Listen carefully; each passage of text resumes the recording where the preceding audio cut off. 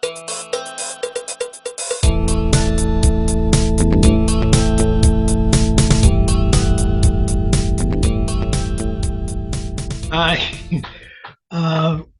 This is what, episode 21, part 21. And I want to do we've done exposition via dialogue. I think I keep track of these things. I plan on it. Anyway, exposition via dialogue with a very specific part of it or an element of it, and it's what I call Holmes and Watsons. So chances are you're familiar with Sherlock Holmes, the Sherlock Holmes mythology, and all that kind of stuff. What most people don't know is that throughout history of writing crime stories, there's always been a Holmes, a deep matter, or a subject matter expert, an SME, if you will, someone with a deep, deep knowledge of the situation or the elements or what's involved. And there's always been not necessarily a naive person, but a person who's basically like the reader.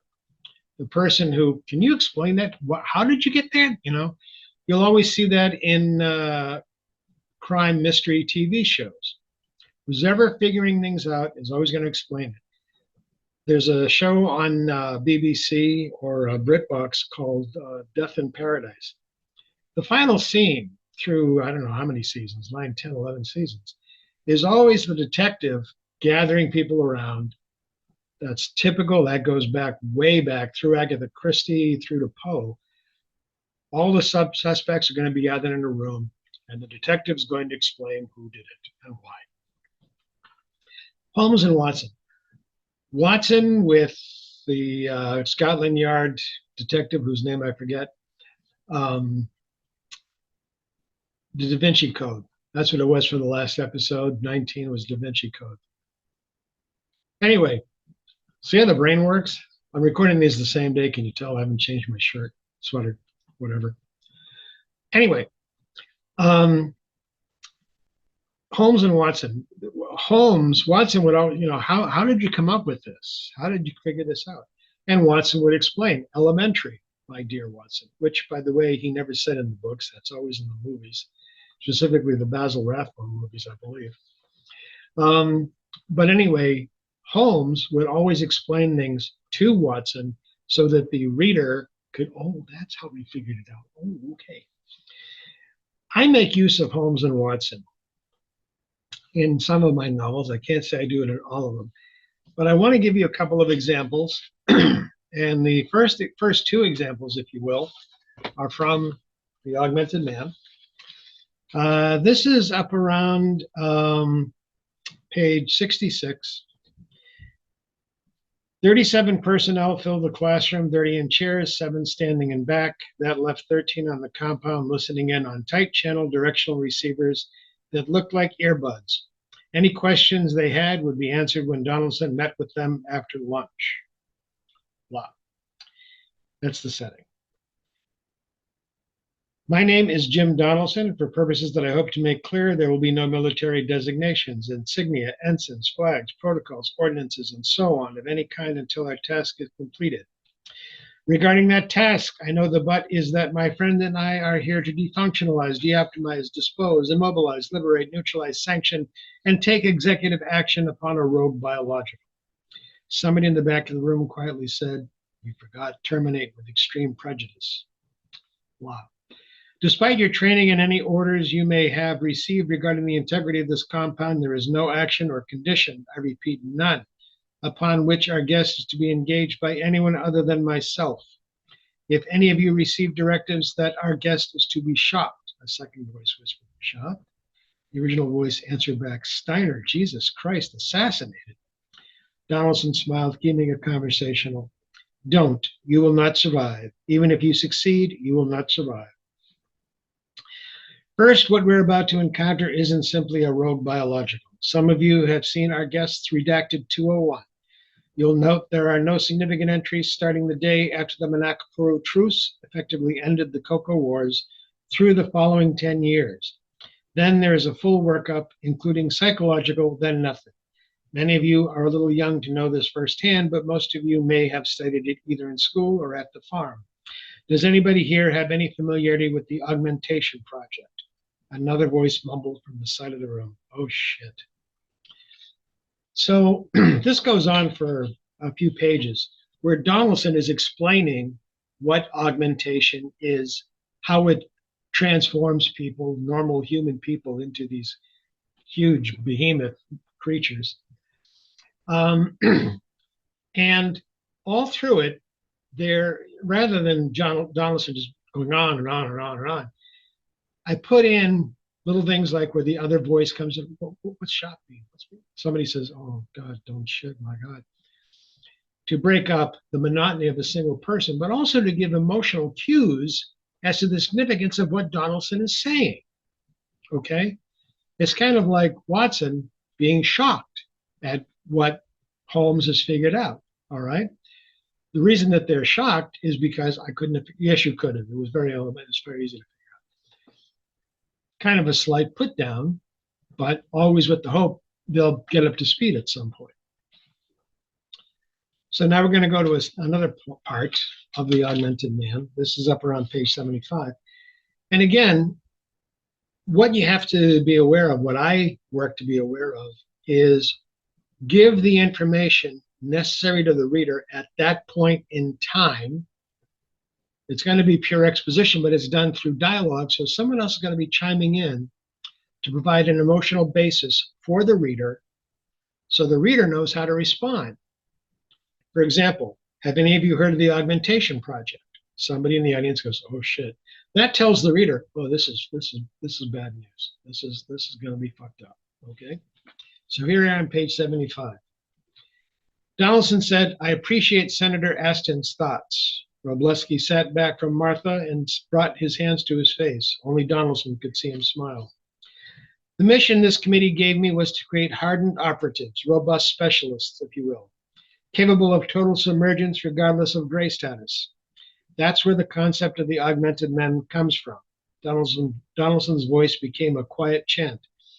"An intensive study of appropriate psychological signatures was made, and it was determined we had the necessary pool of candidates available to us. We further selected for biological signatures, specifically signatures we had the technology to modify to fit the organic and biofunctional emergencies. I do appreciate your sentiments, Senator, but I assure you, and despite what I said earlier, we haven't created monsters." From the corner of his eye, Donaldson saw Robleski's smile twitch. "We've done what God would have done if he'd wanted to make a combat regular."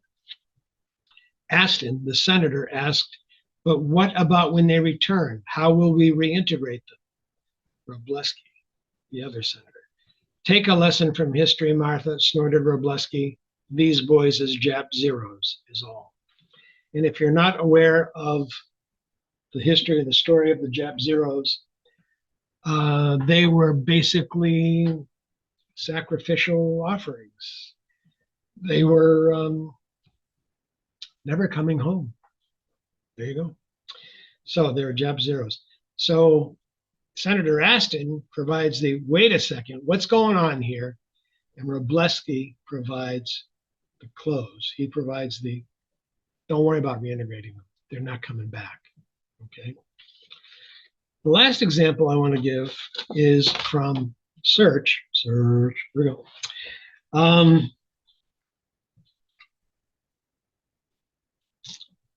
It's up around page 249, 248, 249 and following. And this is a person who has not treated the main protagonist, Geo, well, and now they're talking. "You came to me to apologize about something you're ashamed of. Have you apologized to yourself yet?" Merlin pulled back and sat up straighter. The chrysalis cracked slightly. "Huh? That's another part of the Bible. Forgive so you can be forgiven. Something like that? Funny that people don't start the forgiveness with themselves. Somewhere along the way, they learn to forgive others, but keep beating themselves up. Do that often enough, and you begin to think everybody else is better than you. They deserve forgiveness, but you don't. That sound like a plan to you?" Geo watched the realization work its way through the snake's coils into the chrysalis. More cracks. The serpent tightened its coils. I never thought of that. Thank you. What did you want to apologize about? The demon's head from Geo's car appeared on Merlin's shoulders. Geo blinked and it disappeared. Is this about that? I don't know the proper name for it. Sculpture? Bust? That artwork somebody left in my car a while back? Yes, I want to apologize for that and taking that picture of you in the cafeteria. Not for the yearbook, huh? Fine. Apology accepted. All's forgiven. You don't have to be nervous and anxious anymore. Easy, wasn't it? That's it? Apology accepted and all's forgiven? Isn't that how it works? You apologize, I accept and forgive? Am I missing something? Did I forget a part? Aren't you angry with me? Geo clapped his hands. Oh, you want me to be angry at you? I'm sorry, I didn't know that was required. Do you want me to punish you? Would that make it better? He reached out and took one of Merlin's hands in his and gently slapped it. Bad, Merlin. Bad, bad. Feel better now? I didn't come here to be made fun of. What did you come here? To ask your forgiveness. And you got it. Next. You are not making this easy. No, you're not making this easy. You haven't forgiven yourself first. Now we're talking Cain not being able to find remorse, forgiveness, except the only person putting a mark on you is you, not me and not God. He's all about forgiveness, right? And we're supposed to be like him, right? So allow me the opportunity to exercise my spirituality and forgive you. Geo watched the serpent twist around Merlin's head, contorting his face and stretching his neck. My head's spinning. And it goes on for a bit.